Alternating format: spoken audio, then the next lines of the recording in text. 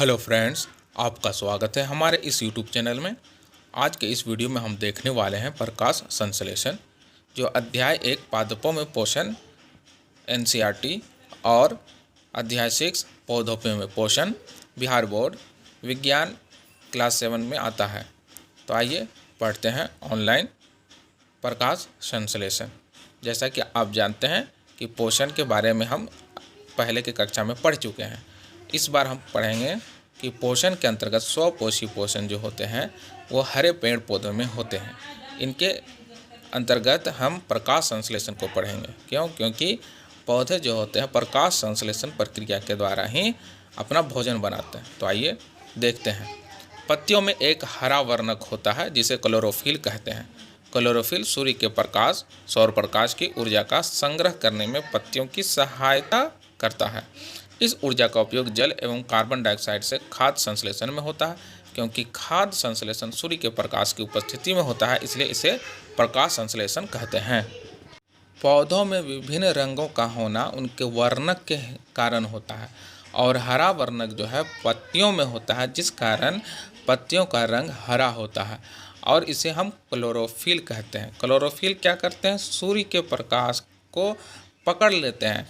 इस तरह से आप समझिए कि सूर्य का प्रकाश जो है एक ऊर्जा का पैकेट है। जब वह पैकेट आपके पास आता है, अर्थात पत्तियों के पास आता है, तो पत्तियां जो है ना उन पैकेट्स को रख लेती हैं और इसी कारण से यह क्रिया जो होती है भोजन बनाने की क्रिया पत्तियों में प्रकाश संश्लेषण कहलाती है। प्रकाश ऊर्जा का उपयोग जो है जल और कार्बन डाइऑक्साइड से खाद्य संश्लेषण में होता है। खाद्य संश्लेषण कहने का मतलब है भोजन निर्माण का, और भोजन निर्माण में सूर्य की प्रकाश की उपस्थिति बहुत ही आवश्यक होती है। बिना सूर्य के प्रकाश संश्लेषण संभव नहीं है। अतः हमने देखा कि क्लोरोफिल, सूर्य का प्रकाश, कार्बन डाइऑक्साइड एवं जल प्रकाश संश्लेषण के लिए आवश्यक है। इस पृथ्वी पर यह एक अद्वितीय प्रक्रम है। पत्तियों द्वारा सौर ऊर्जा संग्रहित की जाती है तथा पादप में खाद्य के रूप में संचित हो जाती है। अतः सभी जीवों के लिए सूर्य ऊर्जा का चरम स्रोत है। अद्वितीय प्रक्रम कहने का अर्थ है कि केवल और केवल एक ही तरह का एक कार्य, और यह कार्य जो है प्रकाश संश्लेषण है। इस तरह का दूसरा कोई कार्य नहीं होता है जिसके अंतर्गत भोजन का निर्माण हो सके, खाद्य संश्लेषण हो सके। अतः सभी जीवों के लिए, हर जीव के लिए सूर्य ऊर्जा जो है बहुत ही आवश्यक है और इसी कारण से यह कहा गया कि सूर्य ऊर्जा का चरम स्रोत है। इसके बिना जीवन संभव नहीं हो पाता। क्या आप कल्पना कर सकते हैं कि प्रकाश संश्लेषण नहीं होगा तो क्या होगा? प्रकाश संश्लेषण न होने की स्थिति में खाद्य उपलब्ध नहीं होगा। सभी जीवों का अस्तित्व प्रत्यक्ष अथवा अप्रत्यक्ष अर्थात परोक्ष रूप से पादपों द्वारा निर्मित भोजन पर निर्भर करता है। इसके अतिरिक्त सभी जीवों के लिए परमावश्यक ऑक्सीजन भी प्रकाश संश्लेषण के दौरान निर्मित होती है। प्रकाश संश्लेषण की अनुपस्थिति में पृथ्वी पर जीवन की कल्पना असंभव है। प्रकार हम समझ सकते हैं कि जितने भी प्राणी हैं वे किसी न किसी रूप में अपने भोजन के लिए पेड़ पौधे पर ही निर्भर हैं और पेड़ पौधे ही प्रकाश संश्लेषण करते हैं और इसमें एक उत्पाद ऑक्सीजन भी बनता है जिससे प्राणियों के लिए ऑक्सीजन की आवश्यकता पड़ती है। इसीलिए पृथ्वी पर जीवन की कल्पना प्रकाश संश्लेषण के बिना संभव नहीं है। प्रकाश संश्लेषण के दौरान पत्ती की क्लोरोफिल युक्त कोशिकाएं सूर्य के प्रकाश की उपस्थिति में कार्बन डाइऑक्साइड एवं जल से कार्बोहाइड्रेट का संश्लेषण करती है। इस प्रक्रम को निम्न समीकरण द्वारा दर्शा सकते हैं। कार्बन डाइऑक्साइड प्लस जल, और इसके लिए आवश्यक चीज़ें हैं सूर्य का प्रकाश और क्लोरोफिल, और बनाएगा कार्बोहाइड्रेट प्लस ऑक्सीजन। इस प्रक्रम में ऑक्सीजन निर्मुक्त होती है। कार्बोहाइड्रेट अंततः पत्तियों में मंड के रूप में संचित हो जाते हैं। पत्ती में स्टार्च की उपस्थिति प्रकाश संश्लेषण प्रक्रम का संपन्न होना दर्शाता है। स्टार्च भी एक प्रकार का कार्बोहाइड्रेट है। प्रकाश संश्लेषण की प्रक्रिया में चित्र 1.2 को हम देख सकते हैं कि पत्तियां जो होती हैं वो किस संरचना की होती हैं। इनमें गार्ड सेल द्वार कोशिकाएं होती हैं जिनके बीच में रंध्र होते हैं। अब इन्हीं रंध्रों से कार्बन डाइऑक्साइड वायुमंडल से पत्तियों तक पहुंच जाते हैं और जल तथा खनिज लवण पत्तियों तक जड़ से होते हुए पहुंचती हैं और यहाँ पर सूर्य का प्रकाश ये ग्रहण करके खाद्य संश्लेषण का काम करती है।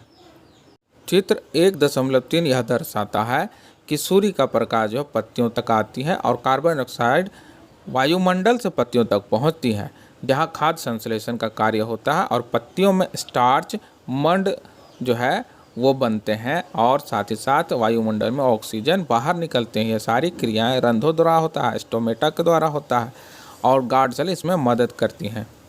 इसी क्रम में बूझो यह जानना चाहता है कि बूझो ने देखा कि कुछ पादपों की पत्तियां गहरी लाल, बैगनी अथवा भूरे रंग की होती हैं। वह जानना चाहता है कि क्या इन पत्तियों में भी प्रकाश संश्लेषण होता है। पत्तियों के अतिरिक्त पादपों के दूसरे भागों जैसे कि हरे तने और हरे शाखाओं में भी प्रकाश संश्लेषण होता है। मरुस्थलीय पादपों में वाष्पोत्सर्जन द्वारा जल क्षय को कम करने के लिए पत्तियां शल्क अथवा शूल रूप हो जाती हैं। इन पादपों के तने हरे होते हैं जो प्रकाश संश्लेषण का कार्य करते हैं। अर्थात जो भी पेड़ पौधे हरे रंग के होंगे, पेड़ पौधे के जो भी भाग हरे रंग के होंगे वो प्रकाश संश्लेषण करेंगे। अर्थात क्लोरोफिल के द्वारा ही प्रकाश संश्लेषण संभव होता है। अन्य भागों में जैसे अगर कोई लाल है, जैसे फूल जो है लाल है, तो उनमें जो है प्रकाश संश्लेषण नहीं होगा। इसके लिए हरे रंग का क्लोरोफिल होना आवश्यक है। आइए एक क्रियाकलाप करते हैं। एक ही प्रकार के पादपों के 2 गमले लीजिए। एक को अंधकार अथवा काले बक्से में 72 घंटे के लिए रखिए तथा दूसरे को सूर्य के प्रकाश में रखिए। दोनों पादपों की पत्तियों में आयोडीन परीक्षण उसी प्रकार कीजिए जैसे आपने कक्षा 6 में किया था।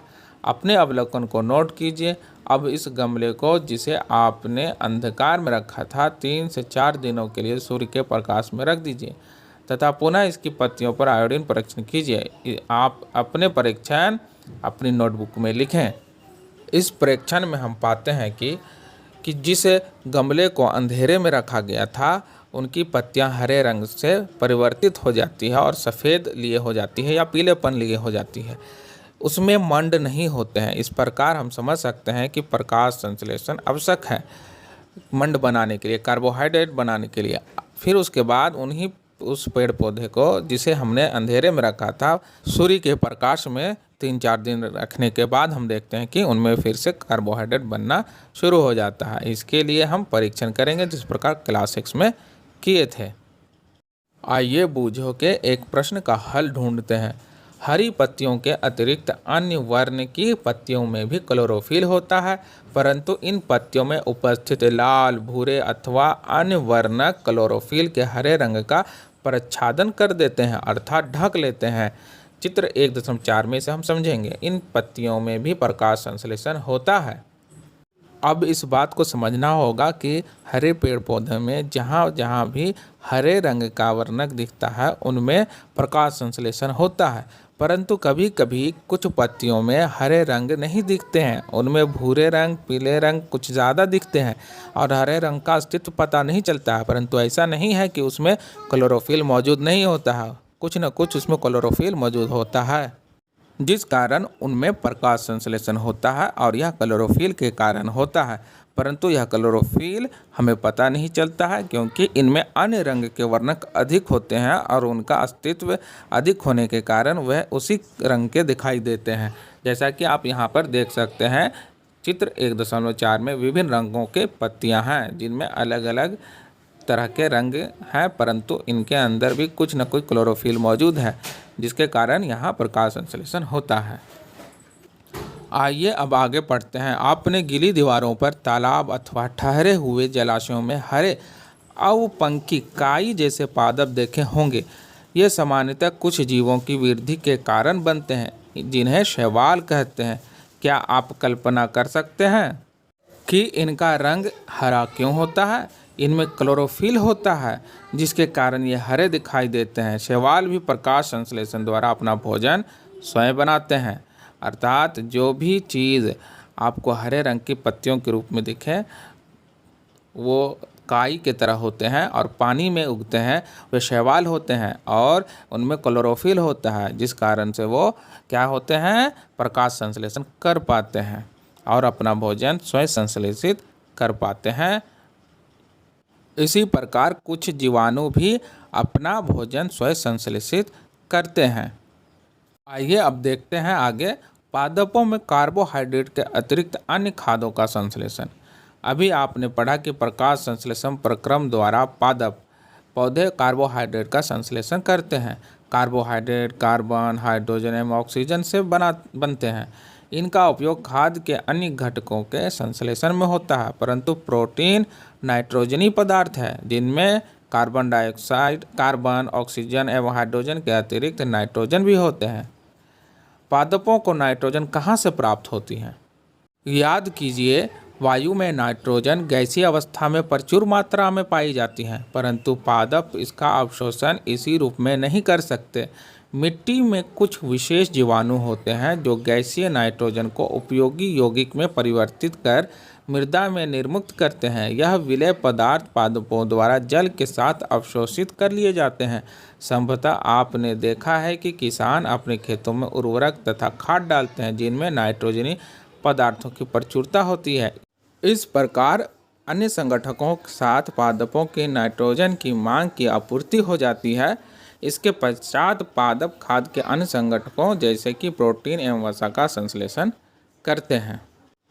इस प्रकार हमने देखा कि पौधों को बहुत सारे चीज़ों की आवश्यकता होती है, जिसमें से वायुमंडल से वह कार्बन डाइऑक्साइड ग्रहण करता है और बाकी जो तत्व हैं, मिनरल्स हैं, खनिज और लवण हैं, वो मृदा से ग्रहण करते हैं जो जल के साथ घुल करके उन तक पहुंचता है और प्रकाश संश्लेषण की क्रिया द्वारा कार्बोहाइड्रेट का निर्माण होता है। इसी के साथ यह वीडियो समाप्त होता है। अगर हमारा वीडियो आपको अच्छा लगता हो तो प्लीज़ लाइक करें, शेयर करें। धन्यवाद।